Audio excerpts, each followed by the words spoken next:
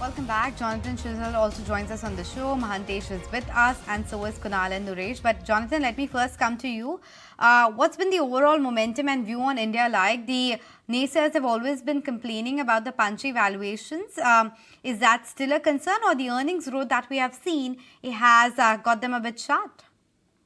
Yeah, as you say, I think valuations, when people look at Indian valuations, they always get somewhat concerned, but I think people who know and understand the market, that's just something you have to accept. And obviously the return ratios, the ROEs, etc., that India offers are in excess of what you'll find elsewhere. So there is some justification for the higher valuations. I think the concern perhaps is a little bit more on the mid and small caps, which obviously is trading at a premium to the large caps now. I think that area probably of the market is some concern for some foreign investors. Jonathan, how are you analyzing the Indian PSU space? We saw a big run-up happening in the entire defense and railway space last year. Before that, it was the PSU Bank which got re-rated. Now all of them are going sideways, and OMCs are back on radar. Some insurance companies in the PSU space. So market is taking turns to re-rate the Indian PSU pack. Anything which interests you on risk-reward metric, even in current environment? Yeah, look, I think, clearly we've generally shied away from a lot of the PSU space, just because we can find, quite frankly, better private sector alternatives. Obviously, the PSU space has been attractive for that lower valuation, and some of them do have pretty good stories attached to them. But as a whole, it's not a space that we tend to focus on too much.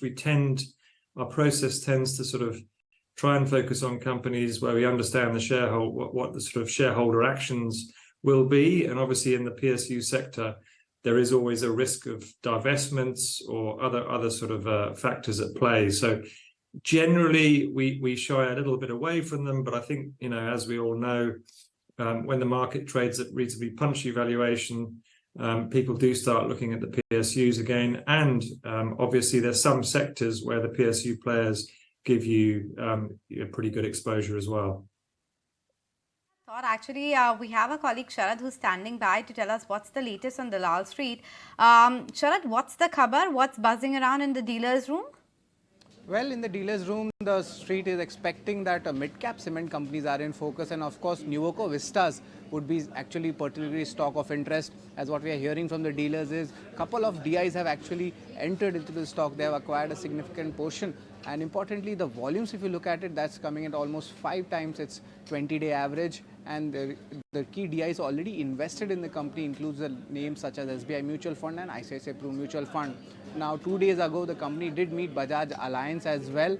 And importantly, if you look at it, the company is not expected to take any much further price hikes going ahead, as they'll be actually passing on the benefits of lower raw material costs to the final consumers. Now, overall, in the mid-cap cement space also, the dealers have stated that consolidation is expected to happen as larger cement players are looking out for better deals to acquire them in the mid-cap as well as the small-cap space. So this space is expected to buzz also going ahead as well.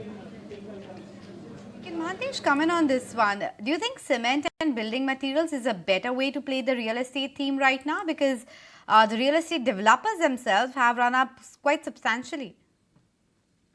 Yeah, I think sometimes it does make sense to play on the real estate segment through the cement companies, but not necessarily always. In fact, now is the time that we are seeing that the real estate companies have done really well, both in terms of the overall sales momentum that they're able to garner, as well as the prospects ahead, because a lot of repair of the economy has happened post-COVID, which is inducing the buyers to buy into or lock into homes, particularly given the fact that we have had rising interest rates now, which are seemingly peaking out.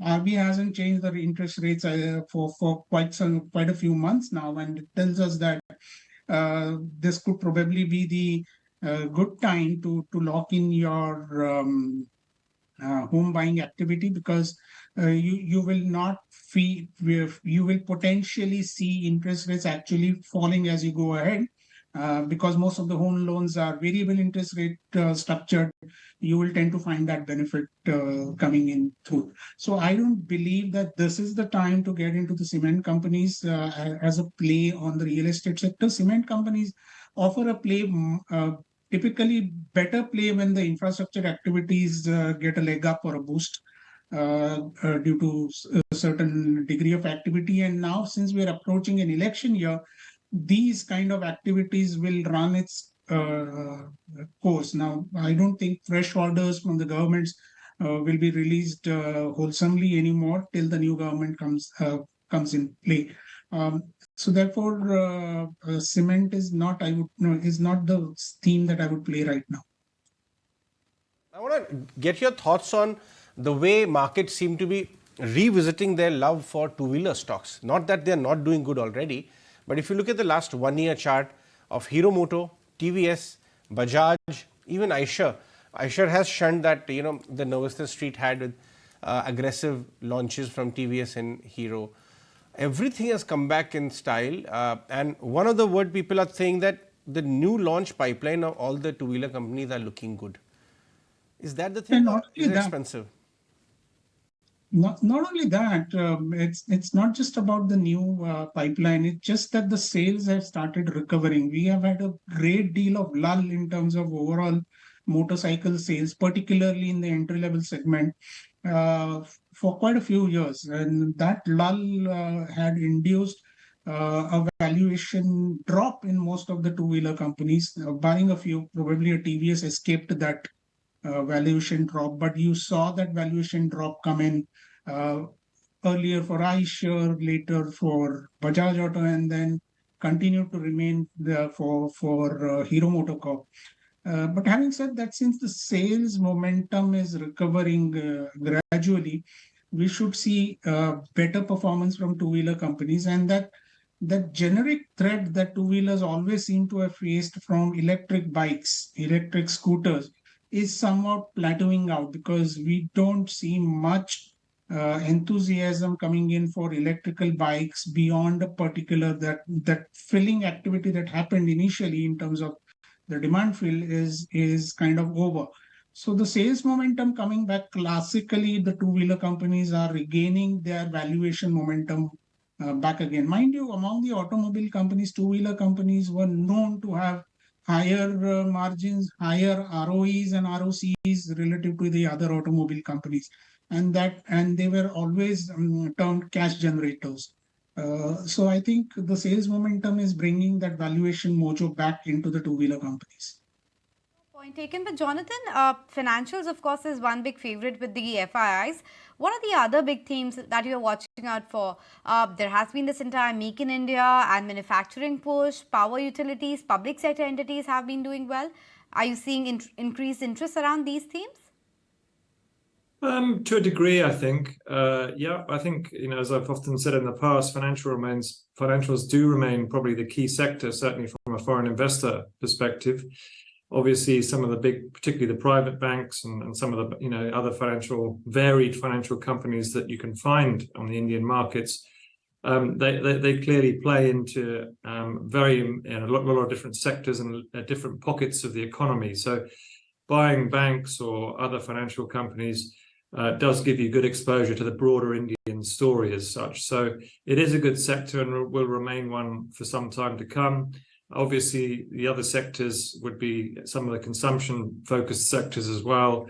I think a lot of foreign investors tend to focus on those areas. And obviously, more recently, back into the whole infra space, which seems to have done very well as well. Jonathan, do you guys also like NBFCs, the vehicles of change in the unbanked India? Because whatever said and done, there are spurts when these kind of stocks do very well. They do very high growth as far as their numbers are concerned, but somehow they never get the the kind of respect which a bank does, right? And even the valuation multiple. So there is always a gap between them. Some of them have done very well, apart from, of course, Bajaj Finance, which is the industry leader. Do you like these names? Any of the names there? Yeah, so not currently looking at them at the moment, but previously I totally agree with you. There's some very interesting non-bank financials out there that play to certain segments with high growth. And obviously the business models have changed over time. The risks associated with lending in some of these spaces are very well managed. They're using technology very well. So in the past, we've played Bandan and a whole bunch of other different NBFCs, and I would agree with you that there's some very interesting companies in the space, and it's a space which does warrant attention. A bit more about power and power ancillaries. Naresh, come in on the chart checks for BHEL as well as a couple of these other names like SJVN, JSW Energy, and even Suzlon for that matter. Heavy volumes on that one. Naresh, you'll have to unmute yourself. Most of these sector names have turned around big time. So if you look at BHEL, the stock used to be at 150 last in 2015-16, where it started correcting. So it's given a 5-7 year breakout over the last 2-3 months. So the trend remains pretty positive here. And today is a fresh new 52-week high and again crossing the recent highs. So overall, the next target slowly and steadily could be the 200 mark, where it went in post 2014 election. So that could be the next one. SJVN has continued in a strong trend as well, similarly notching new all-time highs. So this could be a buy on dips. Suzlon similarly has gone up quite a lot over the last few months, but would wait it out. But overall, the trend is pretty positive. The only name which has not done as well as NHPC. So there is some upside left in NHPC where the risk reward is still good. Okay. Jonathan, how are you approaching the pharma names here in India? Because we have got a massive variety of healthcare, the entire bouquet, right? Pure play generics, diagnostic, you name it and you have it here. Which part of the entire value chain do you like?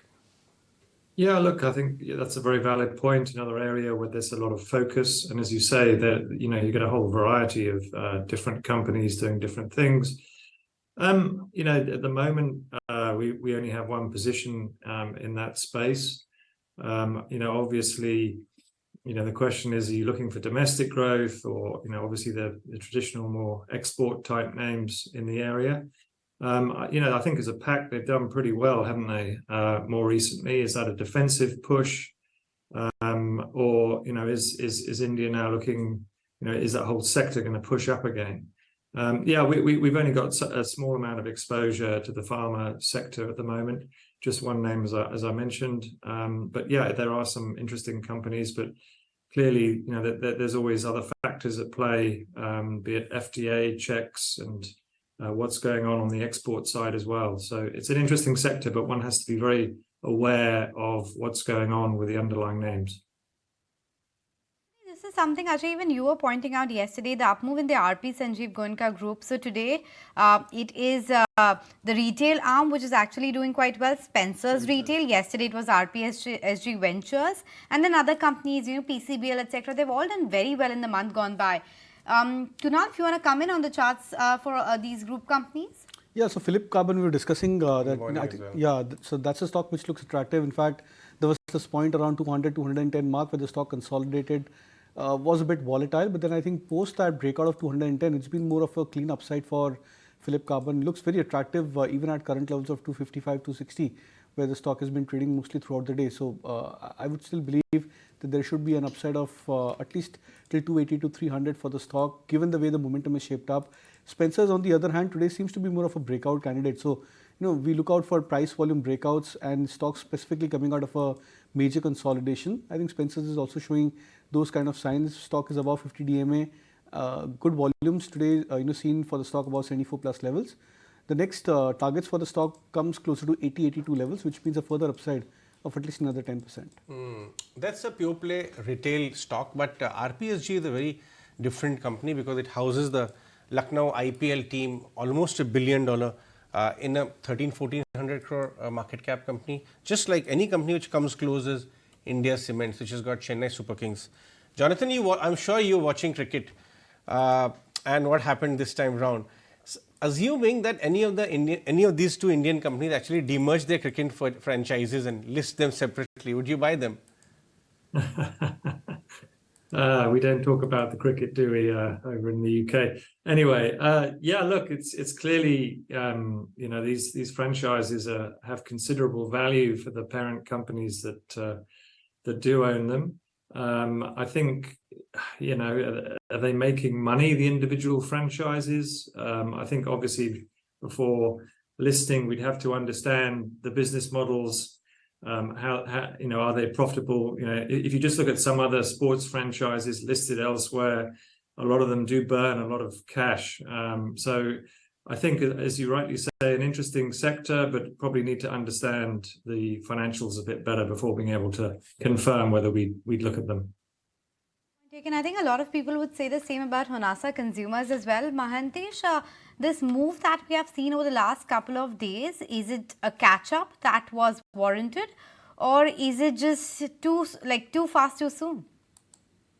It seems to be too fast too soon. If you look at really the analysis of the results prompted these whole spurt in Honasa consumers. But an interesting observation is that their EBITDA margin that they achieved for the first half this year has come purely because they curtailed their advertising expenses, and there was a big benefit that they drew from the employee costs related to stock options. Now, these are not sustainable advantages that can be, that analysts can build into their forecast ahead.